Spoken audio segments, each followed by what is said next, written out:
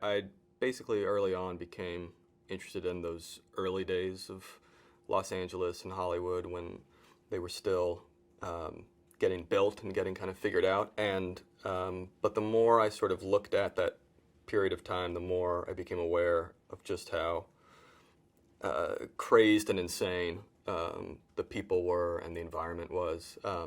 It was this sort of larger than life assemblage of misfits of all stripes who kind of came together to build this city out of nothing, build an industry out of nothing. And there's a certain kind of crazed behavior that comes from that. So I wanted to try to capture in a really unvarnished, unsanitized way just the extremes to which they lived and worked and partied, and what that kind of behavior led to, both good and bad.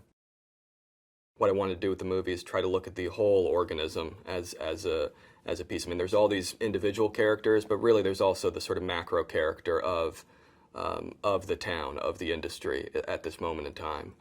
And so I wanted to try to, parallel some of these paths. Someone who's just rising up with someone who is the sort of current king of the moment. Someone who's knocking on the doors outside looking in, sort of crossed and contrasted with someone who holds the levers of power at that time. And then you sort of see how these tectonic plates shift, because that's really one of the most interesting things I think that that happened at that time. A lot of how the movie was structured to me was also just kind of it wanted to be structured through the idea of these parties and how the parties of LA, of Hollywood, change. Because parties can kind of tell you almost everything you need to know about a society. You see who gets in, who doesn't. You see who rules the roost at the party, who doesn't. Within the party, things, people can move up, people can move down. And of course, it's an excuse to get all your characters together if you're doing a big ensemble piece.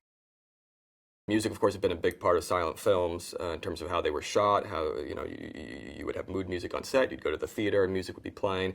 But the idea of actually having music tied to the screen, and the idea of what we now call musicals, and putting musicals on screen, that of course, was really a byproduct of sound, and a byproduct also of just the desperation that Hollywood felt right at that moment of trying to figure out some way to justify this invention so it wouldn't be just a novelty.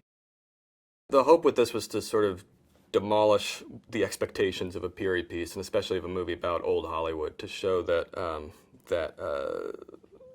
that really on the fundamental level there was no difference between then and now, and I mean, something that happened to me a lot when I was researching or kind of putting this together was, I would stumble upon things that shocked me. I'd stumble upon anecdotes or episodes that would just leave my jaw kind of hanging. That's what I wanted the movie to do. And that's what we don't often get from period movies. Something that can really sort of shock and rattle and take an audience on a real roller coaster ride. That was the hope with this.